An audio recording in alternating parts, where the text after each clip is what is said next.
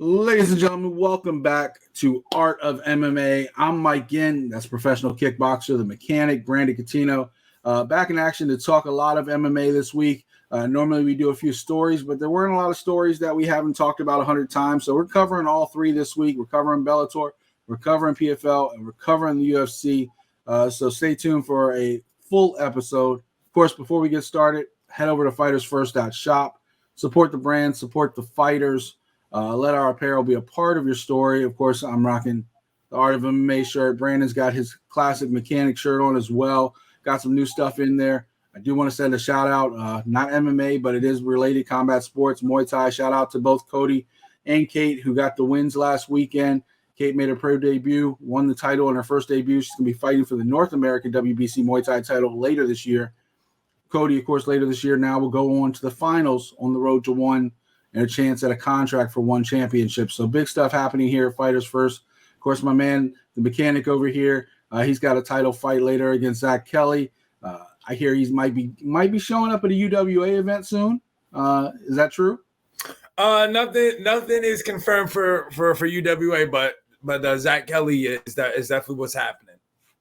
So a lot of good stuff happening at Fighters First. Go over and support the fighters. All the profits are split equally with them. So this is another income stream for a lot of these fighters that don't have a lot of income streams outside of, putting their life on the line every time they step inside that cage. So same as a sponsor, same as other things. It's another way for them to help pay for all their expenses and everything else. So go ahead and support them, support some of the wrestlers as well. So a lot of good stuff happening. And if you stay tuned to Crossing Borders tomorrow, I'll announce another signing for the brand. So stay tuned for all that. But Brandon, we're here to talk about some mixed martial arts. We're here to talk about Bellator, PFL, and the UFC. So let's go ahead and jump right in. And if you're ready, buddy. All right, let's do it. All right. Bellator, the main card of the week, Bellator 297, the light heavyweight title on the line, Vadim Nemkov versus Yoel Romero. Also had Sergio Pettis defending against Patricio Pitbull, who is going for yet another division title. You had Corey Anderson, Phil Davis, which I know is close to your heart. Just so many really good fights. But we're going to go ahead and jump into the main event right off the bat. Vadim Nemkov, a 5-round decision, unanimous decision win against, at one point I called him the Drunken Master because he reminded me of the Jackie Chan movie, the way Yoel was acting inside the cage. Of course, he tends to be a little bit theatrical sometimes, especially if he's losing. Brandon, break that fight down for the people at home. Yeah, man. It was really one way. I think Vadim Nemkov got the job done. Really won all 5 rounds.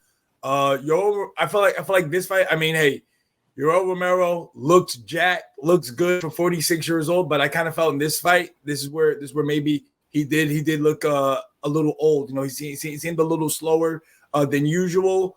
We usually know him as a guy who might takes his time. He waits and then he tries to explode on you. But here though with Nemkov, he just really couldn't get anything going. I mean, he had his classic 3rd round bomb, which actually more I think Nemkov slipped than anything trying to defend it, which allowed him to get on top, Romero to get on top for a second. But other than that, 4.9 rounds of Nemkov just picking him apart. You got to give Romero credit. He can always take a shot. Nemkov landed so many clean shots, and he just stood there. At one point, he was doing his drunken boxing, kind of weaving in, dancing, doing other things so he could try to, just do something unorthodox to land a big shot on Nemkov. It didn't work. Look, we had questioned, or at least I had questioned Romero's not gas tank, but his time left in his career when he was going to Bellator after he left the UFC, right? He left the UFC on 3 straight losses, but those were all top contenders, Whitaker, Costa, Adesanya. You can't really, judge somebody who's already at that point in his 40s fighting guys like that. He comes over, he has the decision loss against Phil Davis, split decision, but I don't even know how that was a split decision, but split decision loss against Davis. He had 2 big wins against Pelosi and Melvin Manoff. And then, he found himself in the title picture mainly because Nemkov is already going through everybody in the division. He had the rematch against Corey Anderson. There really wasn't much left there for anybody to challenge him, and he found himself in a title position. I think that Romero's career has been on the downside for a while, but the man's 46 years old and fights better than some guys in their 20s and 30s. So I give all the credit in the world, but I really don't see what's next for Romero. I think he might keep fighting. I just don't think he should. But that's a personal choice, Brandon. What do you think? You think he should keep trying to go? Hey, man, it's up to him, man. You know, if he feels good, you know, and he wants to keep on doing it, man, then let him keep going. Like I said, you know, I think I was listening somewhere we're talking about, you know, the boxer Bernard Hopkins. You know, he went till he was 50. You know what I'm saying? Like Yoel Romero in great shape. The guy still looks jacked. You know, and like I said, yeah, I just thought in this fight he looked a little slow, but hey, man, you know, he could have had an off night. You know, he could have had something bad to eat that made him look slow. But you know, like I said, man, dude, Nemkov is a champ for a reason. He's somebody who's good. You know, I mean, we'll see. Like I said, to me, I always like a Romero at 185, not really at 205. So maybe that's one of the reasons why he could have looked slow being at 205 instead of being at 185. So you never know. I mean, his next fight, you know, he might drop back down to go to 185. Yeah, I think one of the reasons why he went to 205 though is he didn't want to do the weight cut anymore. Honestly, I wouldn't be surprised to see him go the other direction. But speaking the other direction, that's what Nemkov kind of hinted at. He kind of hinted at after this he might go to heavyweight because, and I kind of find that hard because he is such a lean, light heavyweight. Like he is very lean, muscular wise.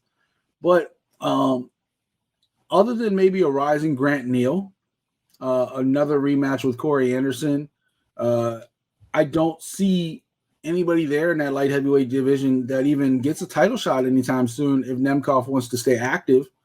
Corey Anderson and Phil Davis were 1-2, and Corey just knocked Phil off. We'll talk about that in a second. Romero was sitting there at 3, and then Grant Neal, who's 8-1, but I believe coming off a loss, or at least one of his last couple fights was a loss. It really does leave a lot of challengers. And then Nemkov sitting there, you know, hey, he's already got a win over Ryan Bader, who's the current heavyweight champion. That's how he won his light heavyweight champion, by knocking out Bader. Maybe he takes another shot at Bader to take the heavyweight title too. What do you think? I mean, if that's what he wants to do, but I mean, I think Bader has probably 2 people that are lined up to face him. He's fighting Moldavsky next. Yeah, I'm saying he's got Moldavsky and he's got what's his name? I think Linton Vassell should be next for him as well. You know, yeah, Steve Mowry's climbing quickly as well, 10-0, undefeated heavyweight. Of course, Daniel James lost on this card. We'll talk about that in a second as well. I think this card left a lot of questions for Bellator to answer when it comes to some of their stars, and we'll keep moving because that also leads me into the co-main event with Sergio Pettis and Patricio Pitbull Ferreira. Brandon, Sergio made it look easy. Surprised himself. He said he came in this fight thinking he was going to lose. There was a lot of talk beforehand because Sergio was talking a lot about Patchy Mix and not a lot about Patricio Pitbull. And Pitbull said, look, I'm focused on this fight. He's talking about that Grand Prix he wasn't in. That's the difference between me and him. Well, the difference was speed. A lot of speed. You know, we talk about Pitbull being a faster guy, but when you go down, you have the power advantage, but you don't have the speed advantage. Those lighter fighters tend to have the speed advantage. Is that the biggest difference in this fight, Brandon, that Pettis just used his speed for 5 rounds? Yeah, I mean, to me, this was all Sergio Pettis. To me, he won each and every round.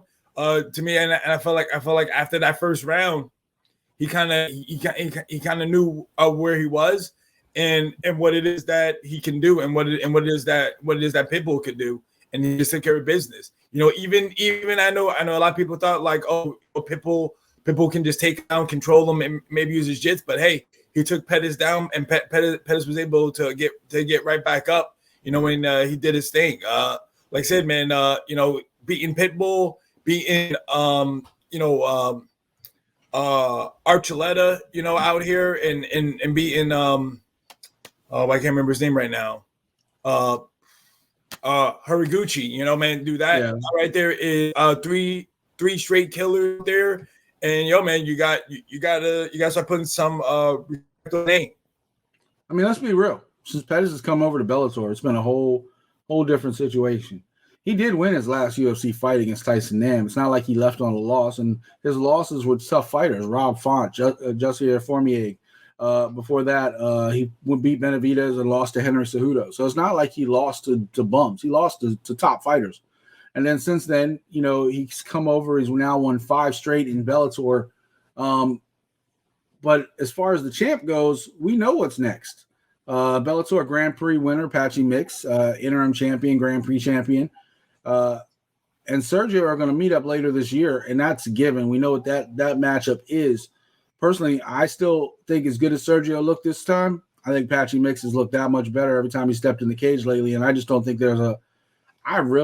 it's not even a disrespect to Aljamain. That's not a disrespect to any other great bantamweight in the world. I think Patchy Mix is that dude right now across every promotion, no matter who you match him up against. He had his one loss a couple years ago that kind of like made him go back and fix a couple things that he might have had flaws. I remember when he was against Horiguchi and some other people, you yourself said, maybe he's not the grappler, this or that can match up with some of these other guys. All he has is a rear naked. Well, he not only showed that he can grapple with some of these top guys, he's been knocking some of them out. He knocks Stotts clean out. So I think he brings a lot of different looks, especially being such a taller bantamweight. I think he brings problems. And I don't know if Sergio is ready for that kind of problem. But I will say Sergio Pettis has looked like one of the best bantamweights in the world every time he stepped in the cage, especially in Bellator. So I guess I have to give the champ the benefit of the doubt. This is going to be one hell of a fight. I know it's way too early, but who do you think takes that one when they step in later this year? I feel like I might be leaning towards Pettis, man. Like I'm keep doubting that man, but he keeps going up. And like I said, I think he found his groove now. Yeah, I don't think you can disagree with that. Pitbull seemed pretty upset by this loss. He sat in the cage for a little while, on his hands and knees, either reflecting or praying or whatever the case is. I'm not really sure. Almost looked like he was ready to retire because he lost. He was just so, but he's still currently the featherweight champion. Still currently pound for pound the best fighter in Bellator according to their rankings. I think he should probably move down a little bit because he's lost recently to AJ and Sergio in his last 5 fights. But he is still currently the king of the featherweight mountain. Do you think he just goes back and defends that? Do you think he might be done? What do you think's up with Patricio? Yeah, man, I'm sure a fight between him and Aaron Pico would do very well. So that's what I think would be next for him, is for him to go back up to 145 and defend his belt there. You think Pico gets a shot before Kennedy? I guess Kennedy's been running through everybody too. Yeah, I guess it really depends on who's available. But yeah, I think either one of those guys would be fine. And of course, he's already beat Bork, so not much there. Carvalho lost to Kennedy, so yeah, Kennedy and Pico right there, both fighting for it. Maybe they fight each other to see who gets that shot. Since Pitbull just fought, I'm not sure what their schedules look like going forward. I'm sure somebody in the comments will tell me, but yeah, that division's still up for grabs. Still exciting division. The bantamweight division is an exciting division because not just mixed. You still got Stotts there, Archuleta there, Magomedov there, Danny Sabatello, Horiguchi's going into the lightweight division. I'm sorry, flyweight division opening up, and even Sergio hinted that he might want to play around with that flyweight division. So I do worry about him looking at that division with Patchy Mix in front of you. Like this is you need to focus on the guys in front of you. That's just fight logic 101. He's been fighting for a long time. His brother's been fighting for a long time. So I know they know what they're doing. Duke Rufus knows what he's doing. So I'm sure they'll be fine. One other fight I really want to talk about on the main card, Corey Anderson, Phil Davis, split decision, back and forth battle. Do you think that was a good decision for Corey Anderson? Yeah, it was a good decision for Corey Anderson. Like I said, I'm a Phil Davis guy, but Corey Anderson, man, just put on him, man. He just went forward, and he was connecting on his shots. Like I said, Phil Davis is a very good wrestler. I think this was his 15th fight in Bellator, so he now has more fights in Bellator than he does from the time in the UFC. But to me, man, it just seems like kind of Phil Davis is kind of is kind of the same, like, he had good wrestling and good submissions, when he took the light heavyweight division by storm in the UFC. But to me, man, his striking has always been where, he just does enough. He just does enough defensively, and he was able to get away with it. But now, man, things have changed. People have gotten better, and it just doesn't seem like he's kind of involved his striking game, because you kind of see, man, he doesn't really hit you to kind of put you out. He just hits you here, he just hits you just to score. Yeah. He uses that reach. He uses that jab, kind of set up. Sometimes he hits you with that overhand right, because he kind of lulls you to sleep a little bit. But then he fought a guy who's just like him, but younger and faster. Corey Anderson has that long jab. Corey Anderson has that overhand, and Corey Anderson has that wrestling. So it was a very equal matchup. Honestly, I thought it was a good decision. I thought I could see 2 rounds to 1. It was just a back and forth fight. Corey just looked the stronger fighter. He really just looked like the more energetic fighter at times. So I think it's a good decision. I think it sets up Corey with possibly a rematch with Nemkov if Nemkov sticks around. Of course, they had the clash of heads, which Corey was actually dominating that fight before the big head clash. And in the second fight, Nemkov came out and just dominated Corey Anderson. Nemkov's really good at making adjustments, and that's what he did. So when you get beat as bad as Anderson got beat against Nemkov last time, maybe you don't rush for a rematch, but he got the win against the number 2 guy. So he's still sitting there right there, number 1 contender. I think Corey Anderson might get another shot if Nemkov doesn't get that heavyweight title or heavyweight shot that he wants. So a lot going on with there. Like I said, the rankings in Bellator are all stuck together, because Brandon, you say this a lot. If you fight for a title and lose, you still sit there at number 1. It's very hard for people to fall down the rankings. And that's Corey Anderson right now. He's still sitting there kind of like a gatekeeper, like he got his shot, he didn't get it. Now what's next? Well, I think he might get another shot, just because I think that's one of the thinner divisions in Bellator, if you will. But there's always young fighters. Like I said, Grant Neal sitting there right there. There's some other fighters coming up that want that shot too. So also on that card, Daniel James, who had a big win just not even 2 months ago, got beat by Gokhan Sarikam, dominated by Sarikam, 30-27 across the board. Gouveia with the big knockout over Sayeg in the first round. Kyle Crutchmer, he had been undefeated, been kind of propped up, and then he had a couple losses, kind of got humbled a little bit, came back with a big TKO over Bobby Nash. Rabadonov with the win over Buist, 29-28 across the board. Kurmagomedov with the big knockout over Jaleel Willis. I didn't see that one coming. Another Magomedov, Kurmagomedov this time. Everybody comes over from that part of the world. They can fight. You know that. Hamill over Nikov with a majority decision. I knew I was going to butcher this. I said it 1,000 times, and now I can't say it that we're on the air. But Nuveni Jr. with the win over Onishuk with a big knockout in the first round. Colgan with the win over Sanchez. Decision. Carl Moore got the win over Alex Palazzi, who we talked about in the Yoel Romero segment. Timur Kresev got the win over Smullen with a decision. Jordan Newman over Perry with a submission. Pulled out the Americana. And then I can't believe, after he was hyped up so much, he was actually the first fight on the card. Cody Law with a decision over Chavez. Brandon, other than a couple of fights we already talked about, were there any other highlights on that card that really stood out to you? Yeah, I mean, just, the Daniel James fight, like I said, he was back in Chicago. If he probably would have got a win here. He could have really been in line for a title shot with Bader. Somebody that Bellator would have probably pushed. But it just didn't go his way, man. I mean, he got, like you said, it wasn't a good fight for him. He didn't really look that well, So I mean, hopefully, he goes back to the drawing board and he gets a little better. I mean, hey, he's another fighter as well. In his 40s as well, putting in work. But hopefully, he can get a bounce back win. Yeah, I mean, he was kind of it was weird. He was the main event against Gome, but it was kind of the second most important fight because everybody was paying attention to that Kat Zingano Liam McCourt fight on that card. They forgot there was a main event after that fight. And yeah, he got the big knockout then, but then he ran into a brick wall, so to speak, because Man, Sarah Khan just dominated him, just absolutely dominated him, elevated his stock. And then I'll shout out Kyle Crutchmer. Like I said, I thought Crutchmer was maybe humbled a little bit with a couple of those defeats. Came back, got a big win against Bobby Nash. So let's see if he starts coming back up the trail really quickly. But that is Bellator 297. Of course, Nemkov still your light heavyweight champion. Brandon, that turns my attention to PFL. PFL 5 for the 2023 season, headlined by the heavyweights, Ante Delija and Maurice Greene, Francis Ngannou versus John Jones. No, I'm just kidding about that part. But we did get a little bit of interaction with them.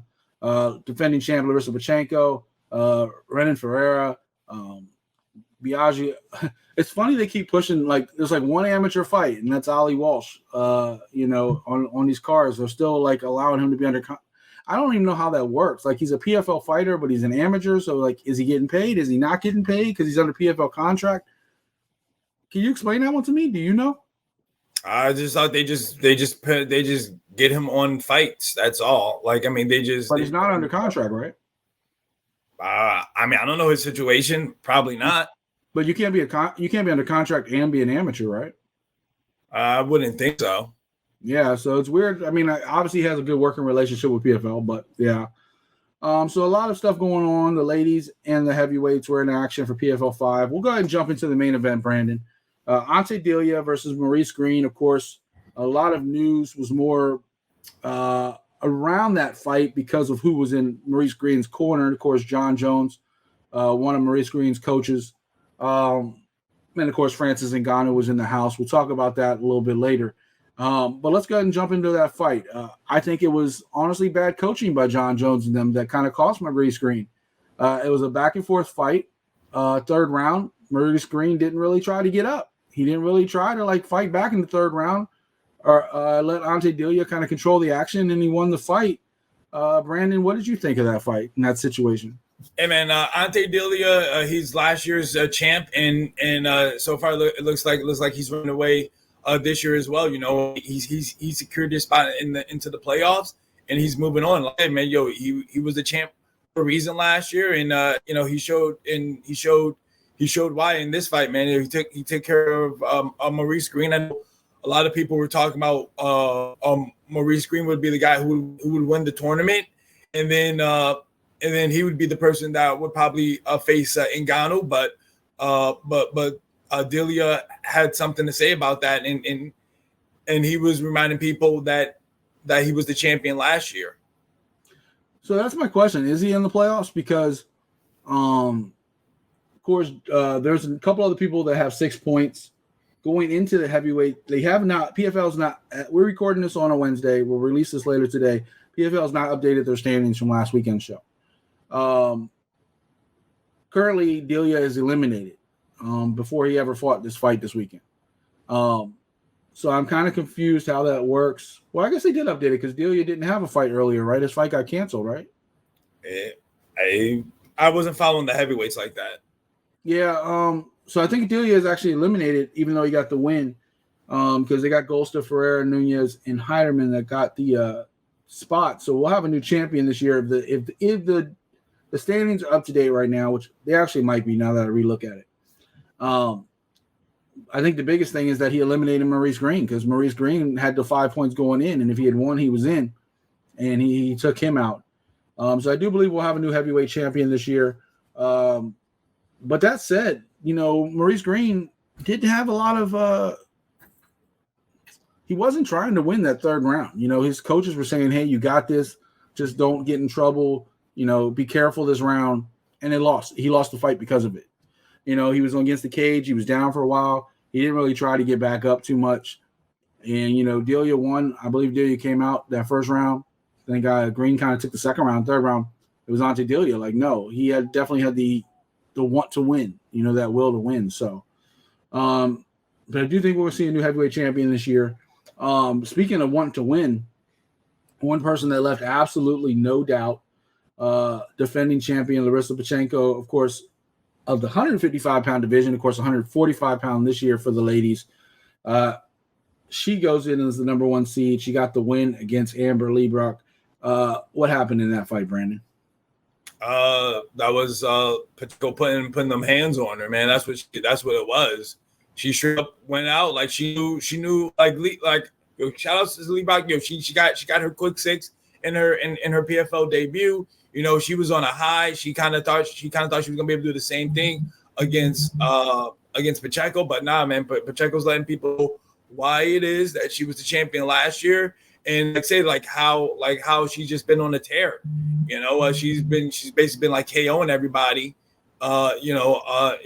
Not named Kayla Harrison, but she's just been putting hands on everybody. Yeah, I think she's letting people know. She's reminding people, this is mine. Lee Brock does still make the playoffs. She still has 6 points because her knockout the first time. But yeah, this is still Larissa's game. It's, she wants to go through, win this, and then still fight Kayla another time on the big pay-per-view they do next year. She has goals for that. I think the crazy thing is that because of how highly ranked both those fighters were, that no matter who won or lost that one, they were both pretty much going through. We're back in the heavyweights. Renan Ferreira proved that he is just a monster of a person. 6'8". When he puts his hands on you, like Mateus Scheffel found out, it's night. No matter how you say it all the time, the big guys throw those hands, anything can happen. And outside of that one just really janky situation with Fabricio Verdum, and then he came out last year with one of those fights where he just didn't look like he was in shape and didn't care. Every other fight Renan Ferreira stepped in that cage, he's looked like a monster. And I think he's a threat to finally win a title this year. I think he's definitely got a chance. What do you think his chances are to win this year? Yeah, man. Like I say, with heavyweights, man, anything can happen. So I mean, you say, they like you said, one shot in the heavyweight division, man, things can change. So I think he has a good chance. Absolutely. Of course, we talked about Biagio Ali Walsh in his weird situation, being the only amateur seemingly in PFL. Got another win, another knockout against Travell Miller. I don't see what they're waiting for at this point. I think the kid is definitely ready to make his pro debut. Pay the man. Simple as that. Pay the man.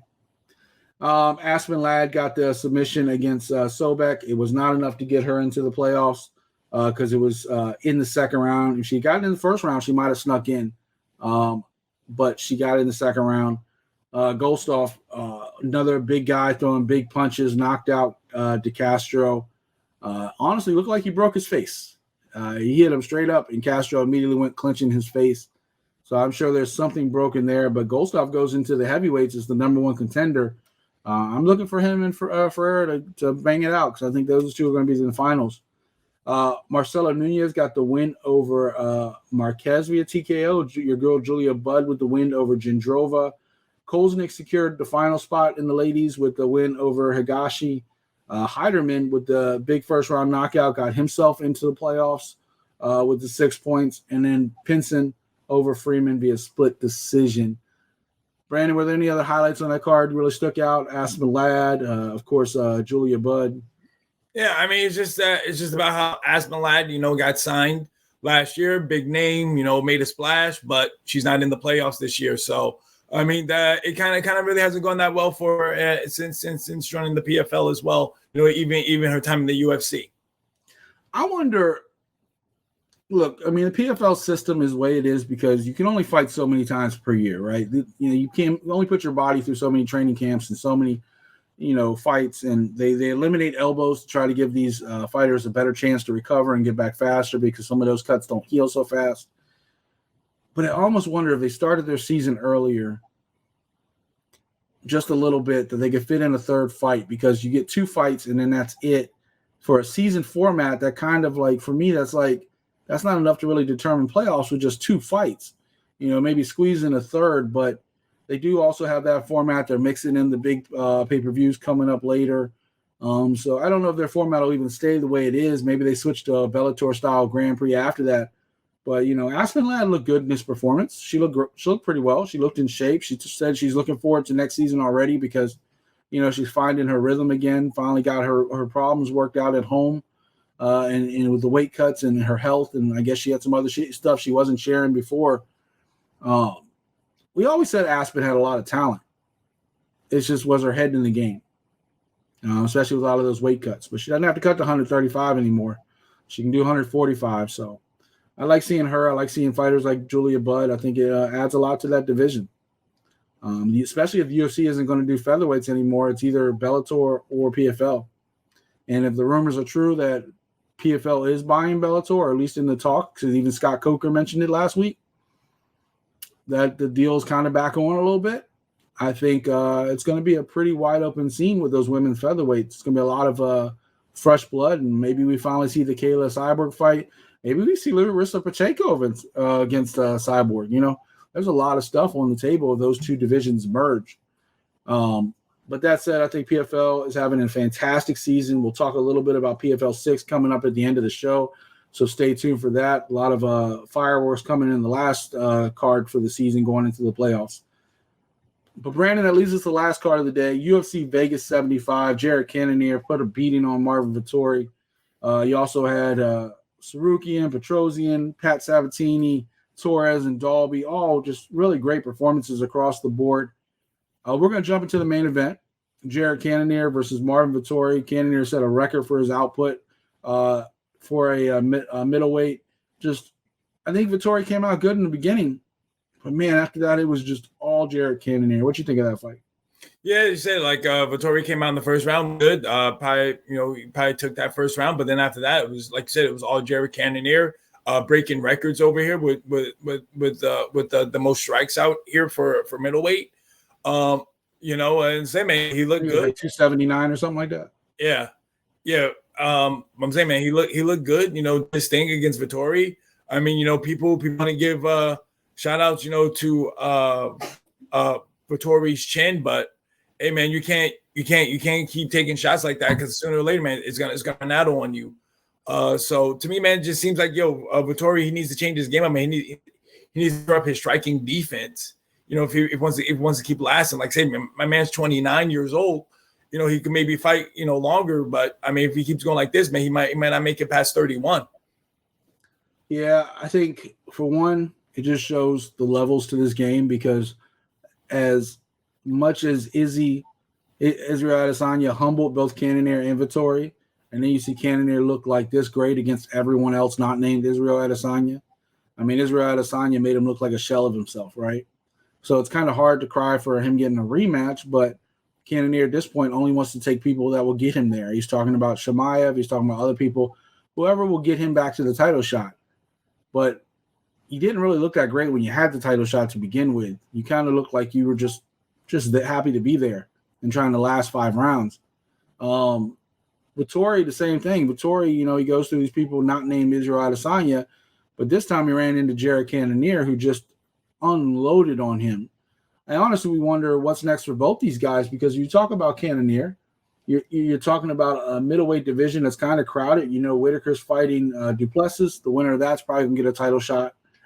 Alex Pereira sitting there thinking about setting up fights at light heavyweight now, so he's pretty much out of the division. Costa's got a fight lined up against an unranked opponent. Sean Strickland's kind of sitting there, but I think he has a fight lined up as well coming up. It's a lot more questions in that middleweight division than we have answers. What do you think next for Jared Cannonier? Yeah, like I said, probably is going to be the Whitaker and Duplessis get the next title shot. I'm saying I know Cannonier wants another title shot, but I mean he might have to wait and see what happens from the Whitaker Duplessis fight because he could maybe fight the person who doesn't win that, and just keeps going that way, or maybe he could fight if Paulo Costa gets his win, he could maybe face Costa. Costa's somebody I just never put my eggs in a basket with. Like you don't know who he's going to show up against. You don't know when he's going to fight. You don't even know if he'll go through that fight in a couple of weeks. Like you don't even know if he's going to show up. Like Costa's just a mixed bag. You don't know what's up with Shemaev. Is he staying at 170 to fight Usman? Is he going to 185? We don't know. That's a name that Cannonier mentioned. I think it's really a tough situation when you have such a dominant champion that, he's already run through all of you, and now he's going through a second round. That's why Adesanya wants Duplessis, because not just the shit talk, because he wants new blood. He wants somebody he hasn't fought before. So it's kind of tough when you're in that situation. As far as Vettori, I know this is going to be crazy. You never want somebody to really move divisions. I'd like to see Vettori just move up to light heavyweight. It's a bunch of new fighters that he hasn't fought. He has a bigger frame already. I would love to see Vettori up there fighting against a Paul Craig, a Ryan Spahn, some of these guys, getting his name going. Alexander Rakic, who's been coming back from injury, to kind of just sitting there waiting for a fight. And Anthony Smith. There's so many new fights he could have at 205 that he can't have at 185. And you saw he looked great when he had his last fight at 205 because of the whole thing with Costa. Like, you see he can fight at 205. I think that would be a good move for him personally. Also on that card, Armen Sarukian, man, looked great against Silva. Silva had one like had him hurt for a second in the second round. But other than that, all Sarukian. Sarukian kind of went a step further after that fight, kind of calling out different people, mostly the champ. They fought a couple years ago, gave Makhachev a tough decision loss, or Makhachev gave him a tough decision loss. Do you think this performance catapults Sarukian all the way up the food chain like that? No, because he needs a ranked opponent. So I mean, he still has a few more fights to get there, to move himself up. But again, though, it was a good performance. What he had to do, to me, it was a domination, and he got the stoppage win. My thing is, he's number 8 right now. Number 7 is Gamrot, who beat him. Like, Gamrot beat Sarukian. So, like, you got to get by that guy first. Like, he already beat you. Like, you're talking about title shots. You gave Makhachev a tough fight. That's great. You didn't give him his toughest fight because Makhachev got knocked out in his first UFC fight. People forget, like, he got stopped in his first fight. But other than that, I think when it talks about the lightweight division, there's such a cluster of people that have either been champions or contenders in that top 5-6 fighters that, just aren't going anywhere, right? Like, you have Oliveira, Poirier, Gaethje. They're there, and they're not moving. And then you got Beneil Dariush, who just lost, Chandler, Fiziev. That's everybody's so kind of like together because these guys are all top fighters that at least everybody else on the outside looking in, you have to kind of jump up a little bit. I think Sarukian kind of helped make a name for himself by kind of trash talking on the mic afterwards. Of course, Dana and everybody loves that. But I think he has to fight like a Beneil Dariush. I think he has to fight. He called out Michael Chandler because everybody thinks the Conor fight's not happening. I think one of those fights could catapult him in the top 5 and put him in the conversation.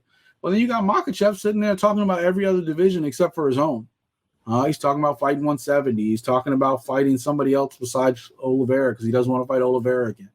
Like, for a guy who's only had one title defense, he seems to be talking about everything but his division. So that's kind of crazy. Also on that card, we'll run through some of these results. Armen Petrosyan looked great against Leroy Duncan. Really back and forth fight. Actually, shout out to Duncan as well. He looked really fantastic too, but Petrosyan gets the win.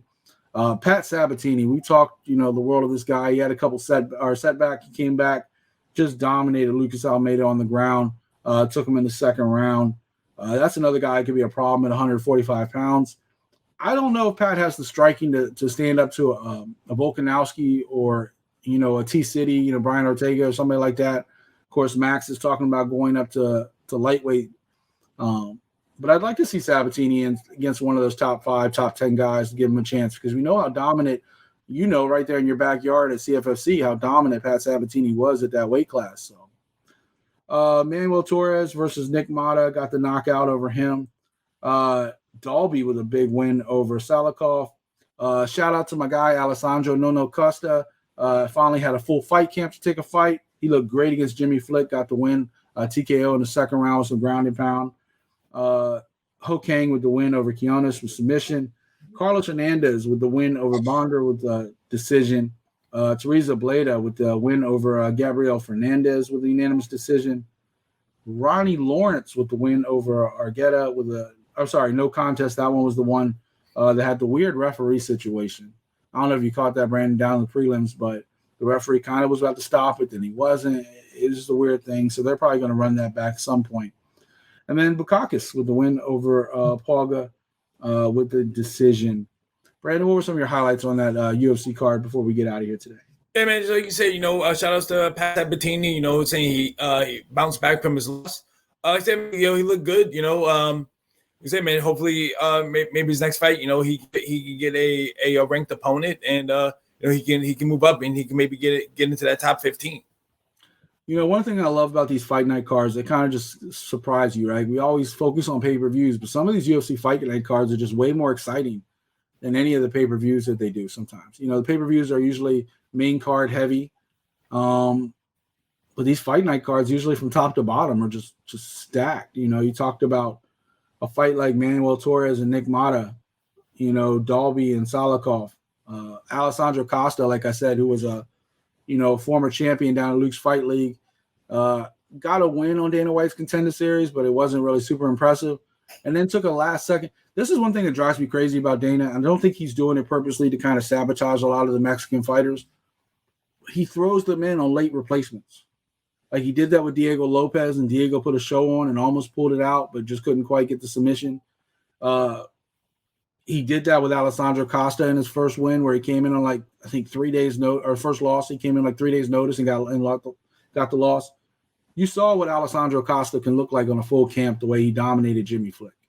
This dude is a problem at flyweight. He is a problem. A lot of these fighters, they get caught up from these regional promotions, and they don't have time. They don't have training camps, and sometimes Dana will reward them for saying, hey, you came in, put a good performance on a short notice. I'll give you a couple more fights to see if you can hang around. But you can't control schedules. Obviously, people get hurt. Fighters need substitutions. And these regional guys, they're not going to say no to an opportunity to the UFC, right? They're not going to say no. I didn't have a full training camp. I want to come in prepared. They're going to say, yeah, I'm going to take the opportunity because, Brandon, as a fighter, you think you're going to win every fight no matter what anyway.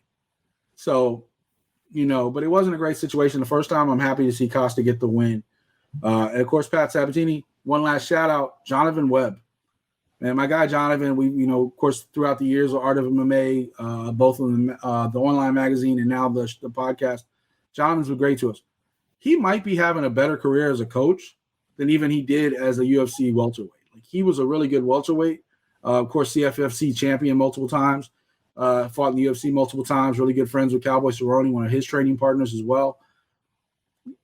Talk about the careers of Sean Brady. You talk about Pat Sabatini, some of these guys. Jonathan Webb is coaching these dudes up in Philly. So shout out to Jonathan as well. Coming up next weekend, got a lot going on. Of course, our guy Brad Desir in action on Friday night for United MMA up in Niagara Falls. Check him out. That will be on UFC Fight Pass. UFC on ABC this Saturday. I think its start time is 3 o'clock. PFL 6. We talked about Solomon Renfro last week. Well, he got signed by PFL right after our show. Him and his boy and Brandon's teammates, of course, Shane Burgos, they're going to be fighting on the same card. You got the the lightweights and welterweights finishing off the season for the last card going into the playoffs. And then also check out one on their Friday Fights 22. Of course, they stack these cards with a lot of Muay Thai and kickboxing, but they do have the heavyweights going in there. Buller and Malakin unifying the heavyweight title. Because I believe Malakin got the interim title while Buller was off doing some other stuff. A lot of great MMA going on this weekend, Brandon. Any final shout-outs or anything you want to mention before we get out of here today? Shout out to my teammate, Christian McCauley. He actually fought last Friday for CFFC. He got a win in the third round with Anaconda choke, and he's now 3-0 in his pro career. So shout outs to him, man. He looked good, did his thing. Let's just keep it going with Shane Burgos this Friday. Yeah, I might actually be going to a CFFC card coming up. I think it's July 20th. I think they're down here in Tampa, and my boy Ryan Cafaro is going to be on that card. So I might actually be going just to check him out. Of course, Ryan's been a friend to the show and a friend to the Fighters First for a long time. So go check him out. I saw him on Thursday. Did you? Yeah. Oh, yeah. What? Go ahead. Yeah, no, because I'm not there. I saw him last June when I was coaching my boy Got a gut check, right? Yeah, he has a couple of he had a guy fight on that same card, and he actually coached somebody the same night I fought as well. So he's down there at TKO Fitness in Cherry Hill, New Jersey. Doing this thing, man. He got some killers out there as well, coaching up. Yeah, he's one of those guys right outside Philly, New Jersey area. Ryan's awesome, and I'm really happy that he was finally focusing back on his career, and then he got hurt again, right? Like he messed up his knee again, and now he's getting back into it again. So that's a guy with so much potential, so much upside. You know, if he can stay healthy, man, he can make a lot. He can make a run. And he has ties to the UFC. People don't realize people like Caitlin Chikagian and all those female fighters that were really rising up, especially through the pandemic area and the Fight Island and all that stuff. Those were all Ryan's fighters. Like Ryan was in the corner for every one of them. You talk about you being the king of the lady fighters. He might actually really be the king of the lady fighters, as many of them as he coaches, Sarge, all them. So shout out to Ryan. I look forward to seeing him down here in Tampa on the 20th of July. I think that's it, Brandon. A little bit of a long-winded episode. Thank you for tuning in. I do want to shout out coming up. I'm not sure what I'm going to do.